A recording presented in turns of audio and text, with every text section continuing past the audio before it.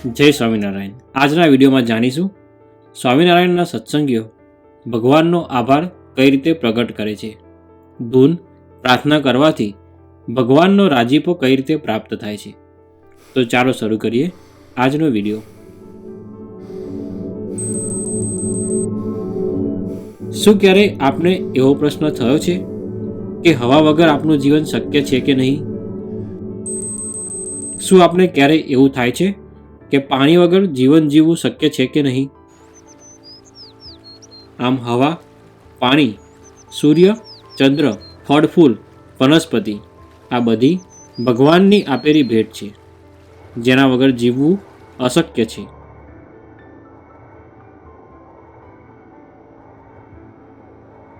વળી જો આપણે આપણા શરીરની સામું જોઈશું ત્યારે પણ આપણને ભગવાનના કરેલા ઉપકારો દેખાશે।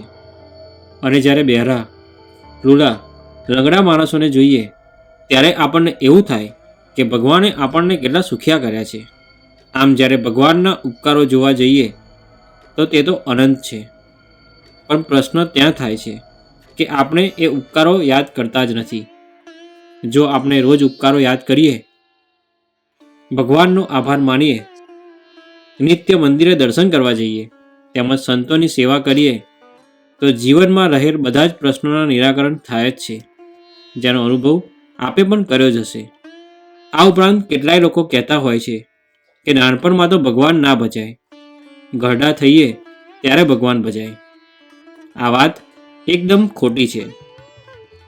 હિન્દુ ગ્રંથોમાં કેટલાય બાળ ભક્તોના પ્રસંગો નોંધાયેલા છે, જેમને બાળપણમાં જ ભગવાનને પ્રસન્ન કરી લીધા હતા।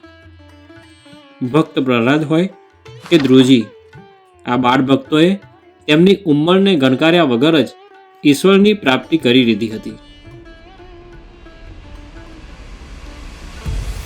જ્યારે ધ્રુવજીને તેમની બીજી માતાએ તેમના પિતાના ખોળામાં ન બેસવા દીધા, ત્યારે તેમને પોતાની માતાને પૂછ્યું કે હું પિતાના ખોળામાં કેવી રીતે બેસી શકું? ત્યારે માતાએ કહ્યું હતું કે તારે ભગવાનના ખોળામાં બેસવું જોઈએ। ત્યાર પછી તેઓ વનમાં ગયા। ત્યાં તેમને નારદજી મળ્યા અને નારદજીએ ભગવાનનું ભજન કરવાની રીત બતાવી। ઓમ નમો ભગવતે વાસુદેવાય, ઓમ નમો ભગવતે। આ રીતે ભજન કરવાથી ભગવાન તેમની પર રાજી થઈ ગયા।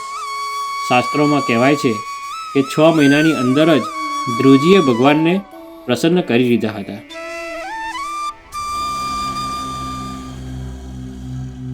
ભક્ત પ્રહલાદના પિતા રાક્ષસ હતા, તેમ છતાં પણ તેઓ નાનપણથી ભજન કરતા હતા અને તેમની ભક્તિ જોઈને ભગવાને નૃસિંહ સ્વરૂપ ધર્યું।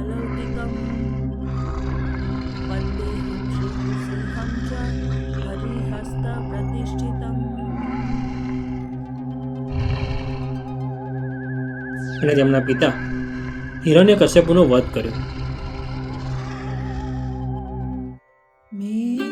તેવી જ રીતે મીરાબાઈ પણ જ્યારે નાના હતા ત્યારથી જ ભગવાનનું ભજન કરતા હતા અને તેના લીધે તેમને શ્રી કૃષ્ણ ભગવાનનો સાક્ષાત્કાર થયો હતો।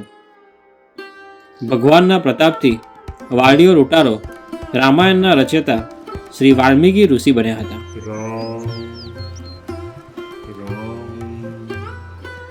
રામ નામના જપથી તેમણે તેમના જીવનનું તો પરિવર્તન કર્યું, પણ અત્યારે કળિયુગમાં પણ અનેક જીવોનું રામાયણ જેવા મહાન ગ્રંથથી જીવન પરિવર્તન થઈ રહ્યું છે। આમ ભગવાનના નામનો કેવો પ્રતાપ છે તે જાણીએ અજામિલના પ્રસંગથી। અજામિલ ખૂબ જ પાપી હતો।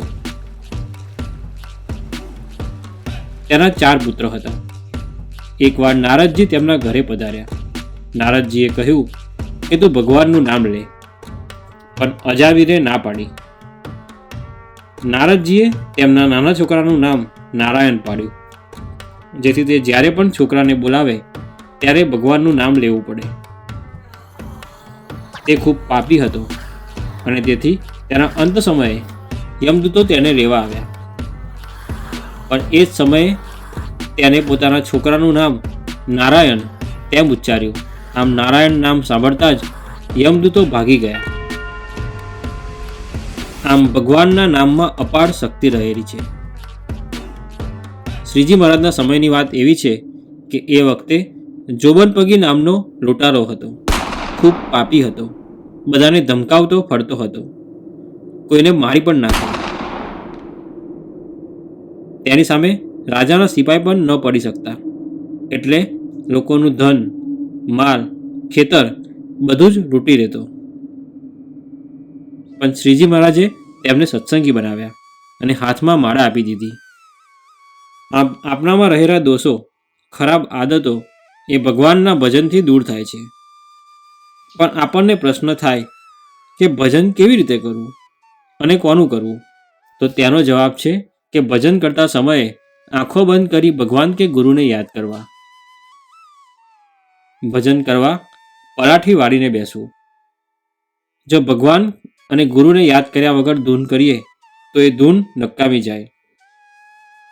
બીજા બધા વિચારો કરવા, મોબાઈલમાં મેસેજ ચેક કરવા એ ભજન કરતા સમયે યોગ્ય નથી. હવે પ્રશ્ન એમ થાય કે ભજન કોનું કરાય? તો તેનો ઉત્તર છે કે ભજન ભગવાન અને તેમના ઉત્તમ ભક્તનું કરવું જોઈએ.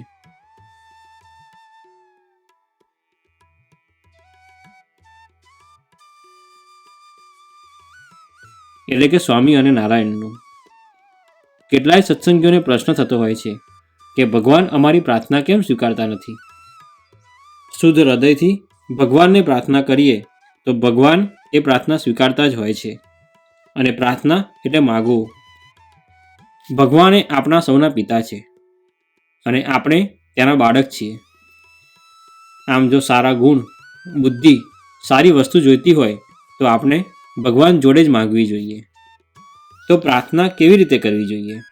પ્રાર્થના કરતી વખતે આપણે પરાઠી વાળીને સ્થિર બેસવું જોઈએ.